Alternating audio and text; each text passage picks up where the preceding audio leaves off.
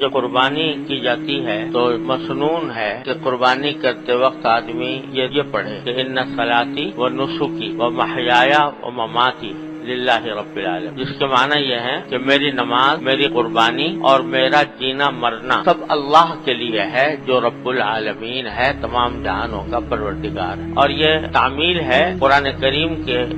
حکم کی، جس میں اللہ تبارک و تعالی نے ارشاد فرمایا قل ان صلاتی و نسکی و محیایا و مماتی للہ رب العالمین، یہ کہو، کہنے کا حکم، ان صلاتی و نسکی و محیایا و مماتی للہ رب العالمین لا شریک لہ بذلک امرت وانا اول المسلمین، یہ کہنے کا حکم ہے اور حضور نبی کریم سرور عالم صلی اللہ علیہ وسلم سے منقول ہے کہ جب قربانی فرماتے تو یہ کلمات ادا فرماتے۔ تو اس کے یہ جو جملہ کہلوایا گیا ہے ہم سے اور آپ سے، یہ خالی از علت نہیں، یہ بیکار نہیں، کوئی سبق دینے کے لیے کہلوایا، اور اس کے ظاہری معنی تو بالکل واضح ہے کہ میری نماز بھی اللہ کے لیے، میری قربانی بھی اللہ کے لیے، یعنی میں یہ عبادتیں خالص اللہ تبارک و تعالیٰ کی رضا جوئی کے لیے کر رہا ہوں، کوئی اور دنیاوی مقصد نہیں ہے، ریاکاری مقصود نہیں، نام و نمود مقصود نہیں، اللہ ہی کے لیے کر رہا ہوں۔ تو یہ تو تقریباً ہر مسلمان جانتا ہے کہ بھئی عبادت وہی اللہ تعالیٰ کے ہاں قابل قبول ہوتی ہے جو اللہ کے لیے کی جائے، اللہ تعالیٰ کی خوشنودی کے لیے، دکھاوے کے لیے کرے گا آدمی تو اس کے اللہ تعالیٰ کے ہاں ایک حبہ برابر بھی کوئی قیمت نہیں، بلکہ الٹا نقصان، ریاکاری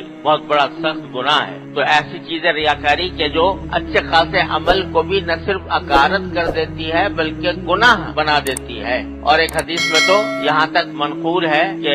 یہ ریاکاری ایک طرح کا شرک ہے، من صلی یرائی فقد اشرک باللہ، جو ریاکاری کے لیے نماز پڑھے اس نے اللہ کے ساتھ شریک ٹھہرا دیا مخلوق کو، کرنا تو کام اللہ کے لیے، مخلوق کے لیے کرنا۔ ومن صام یرائی فقد اشرک باللہ، جو ریاکاری کے لیے روزہ رکھے وہ اس نے اللہ تعالیٰ کے ساتھ کسی کو شریک کر دیا۔ تو یہ بات تو ہر مسلمان جانتا ہے، اللہ تعالیٰ اس پر عمل کی بھی توفیق عطا فرمائے، ریاکاری سے بچائے، اخلاص پیدا فرما دے۔ لیکن آگے اللہ تعالیٰ نے دو لفظ اور بڑھا دیے عبادتوں کے ساتھ، نماز ریاکاری کے لیے نہ ہو، اللہ کے لیے ہو، سمجھ میں آ گیا، قربانی اللہ کے لیے ہو، ریاکاری کے لیے نہ ہو، سمجھ میں آ گیا۔ لیکن آگے فرمایا وہ محیایا و مماتی، میرا جینا بھی اور میرا مرنا بھی اللہ کے لیے ہے جو رب العالمین ہے۔ یہ کیا کہہ دیا کہ جینا اور مرنا اللہ کے لیے، عبادت اللہ کے لیے ہے ٹھیک، قربانی اللہ کے لیے ہے ٹھیک، نماز روزہ اللہ کے لیے ہے ٹھیک، جینا اللہ کے لیے کیسے ہوتا ہے اور مرنا اللہ کے لیے کیسے ہوتا ہے؟ یہی سبق دینا مقصود ہے در حقیقت کہ ایک مومن کی پوری زندگی حقیقت میں وہ اللہ کے لیے ہونی چاہیے، اور اللہ کے لیے زندگی ہونے کے دو مطلب ہیں۔ ایک مطلب تو یہ ہے کہ بات صرف اس یہاں ختم نہیں ہوتی کہ تم نے جانور کے گلے پر چھری پھیر دی اور قربانی ہو گئی،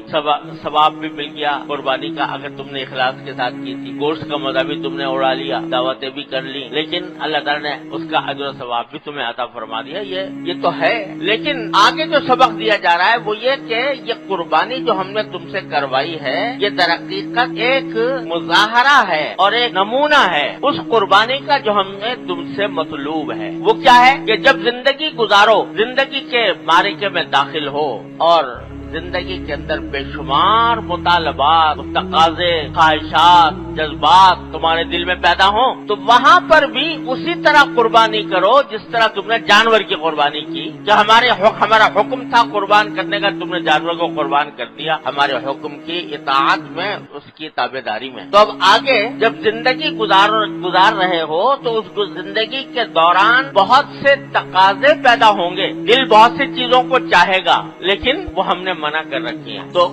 اس موقع پر اپنی ان خواہشات کو کچل کر ان کے گلے پر چھری پھیرو اور ان کی قربانی کرو، اس لیے کہ تمہاری زندگی اللہ کے لیے ہے، رب العالمین کے لیے۔ تو اس وجہ سے جب بھی کبھی کسی گناہ کا داعیہ پیدا ہو، جب بھی کسی ناجائز کام کی خواہش دل میں جنم لے، جب بھی کسی حرام کام ہو دل مچلے تو اس کو قربان کرو، اس کو قربان کرو۔ مثلا جب زندگی گزار رہے ہو تو لوگوں کے ساتھ اٹھنا بیٹھنا بھی ہے، مجلسیں بھی ہیں، اور مجلسیں گرم کرنے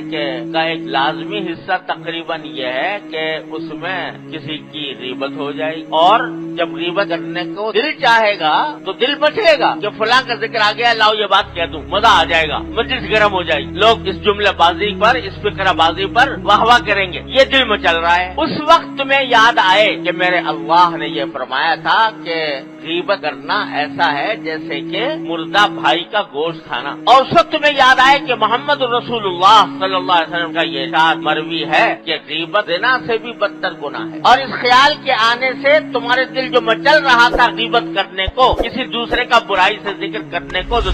دل چاہ رہا تھا، تم اللہ کے آگے اس کو، اللہ کے سامنے اس کو قربان کرو۔ یہ ہے قربانی جو مطلوب ہے، یہ ہے میری زندگی اللہ